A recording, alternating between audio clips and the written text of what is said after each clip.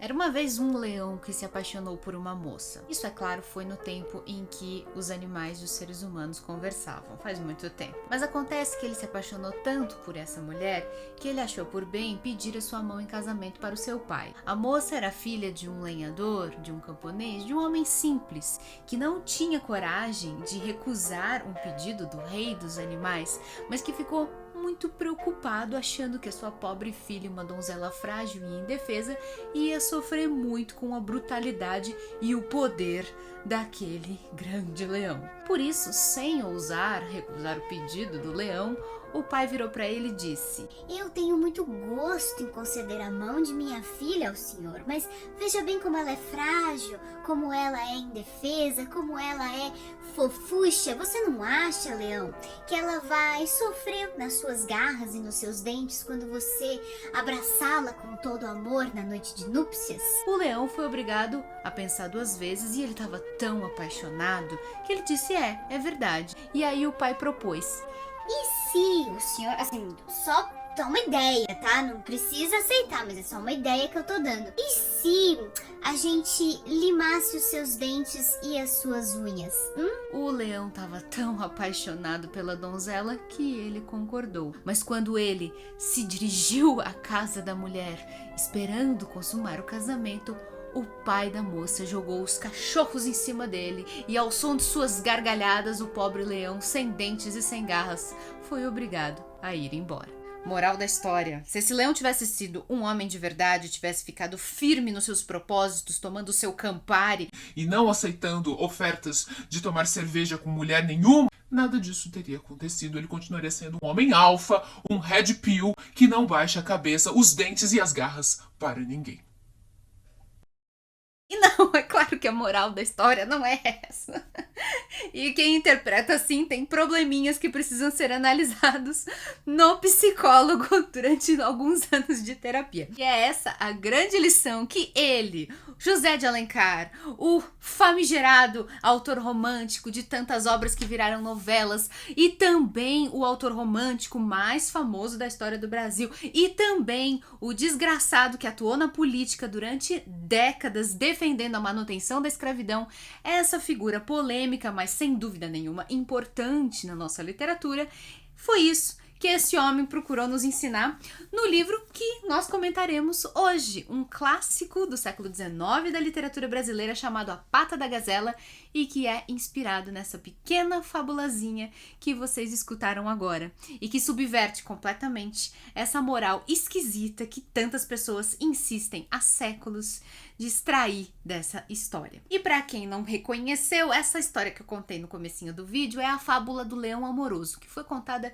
inúmeras vezes na história da literatura ocidental. Muita gente atribui essa história ao La Fontaine, que foi um escritor francês que viveu no século XVII, mas ela também pode ser encontrada, em registros muito mais antigos, mais especificamente nas fábulas de Esopo, que foi um grego que viveu no século VI antes de Cristo, ou seja, ele foi anterior a Aristóteles, a Platão e a Sócrates, enfim, uma história muito antiga, que provavelmente Esopo não inventou, foi só uma compilação de histórias populares que ele, como fez Homero, inclusive, que ele reuniu e colocou sob o seu nome. O que me faz lembrar também esse fato curioso de que histórias europeias antigas, populares, incluíam muitas vezes animais que não existem na fauna europeia, como leões. Mas a verdade, isso é só uma curiosidade, é que os leões foram extintos da Europa durante o Império Romano, provavelmente de tanto serem caçados como animais para serem usados em arenas, enfim, vários usos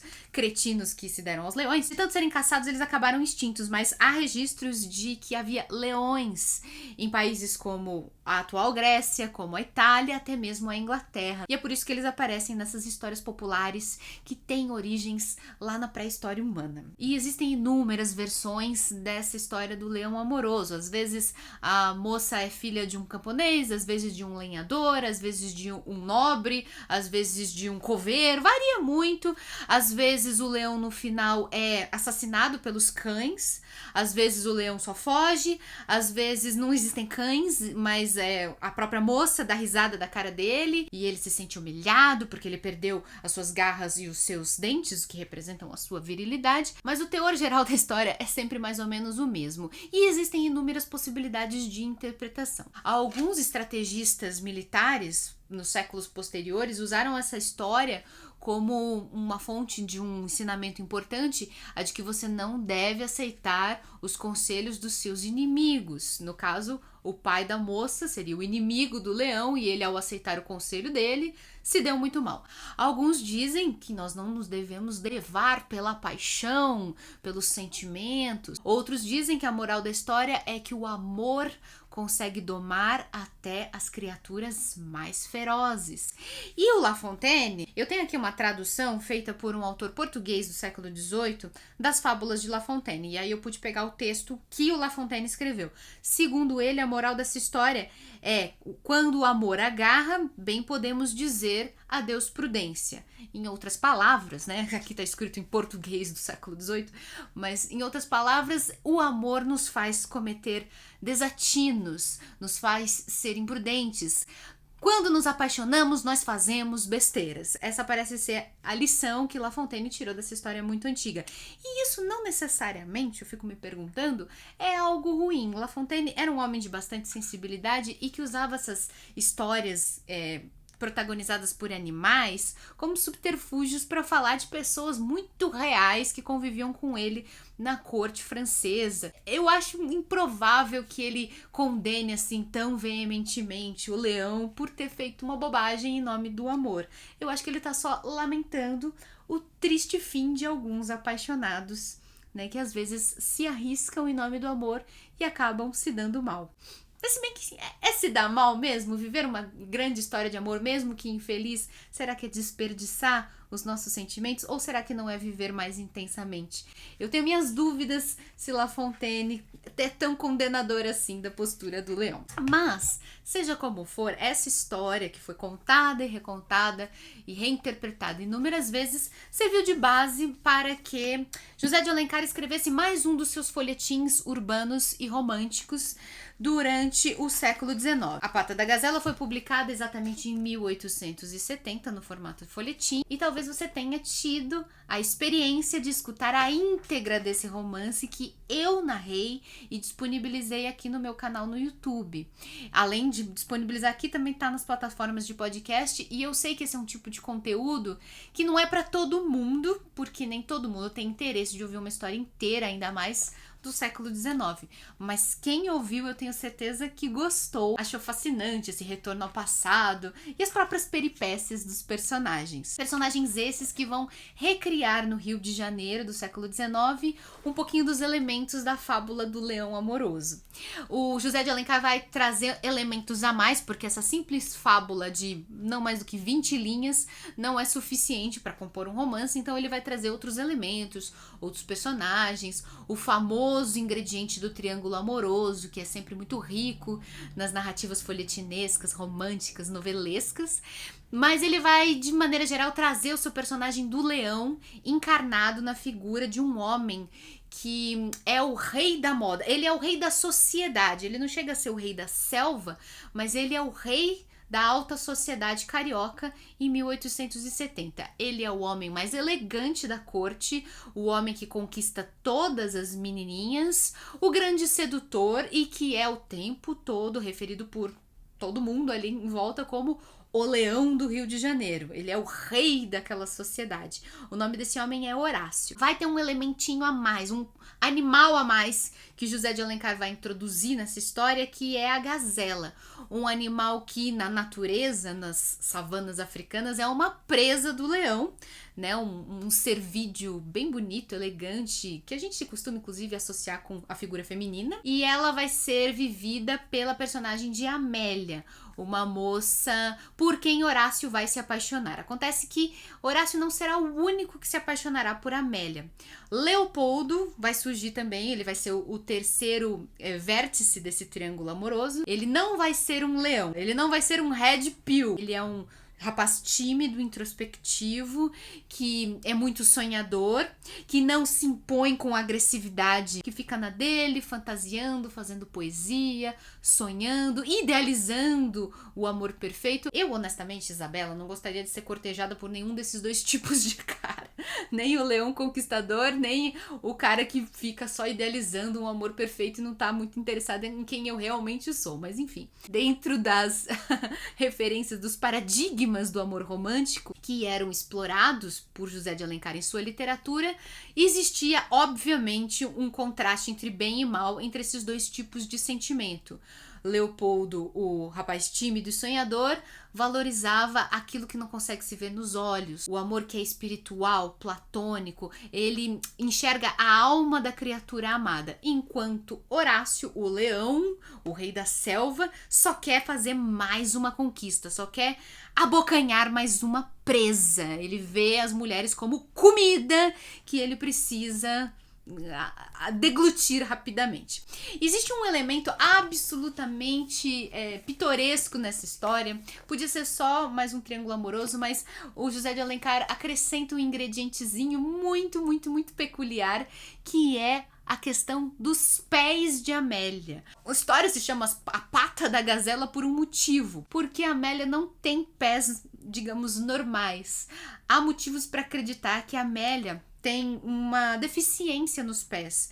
Ela, ao invés de ter pezinhos pequenininhos e mimosos, pezinhos bem manicurados, pezinhos macios, a Amélia tinha pés um pouco grandalhões, até meio deformados, que exigiam calçados especiais.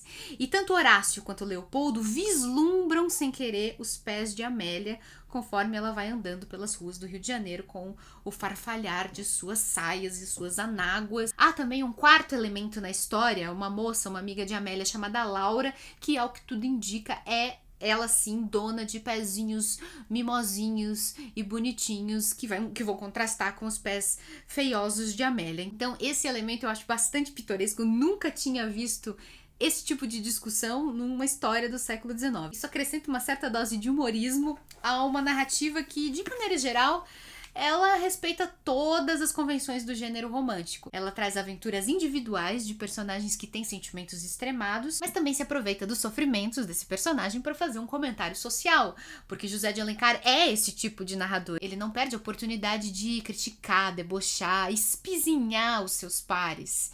Então é uma narrativa bem tradicional e, logicamente, depois de muitos desencontros, mal entendidos, muito diz que me disse, obviamente o final dessa narrativa romântica e folhetinesca é um final feliz. É isso que se deve esperar de todas as narrativas de José de Alencar. Algum tipo de redenção para os personagens que têm bom coração de verdade e algum tipo de punição para aqueles que não têm bom caráter. Não preciso nem falar que fica a cargo do Horácio, o leão da sociedade, o leão da fábula de Esopo, que quer abocanhar a gazela com seus dentes e garras afiadas.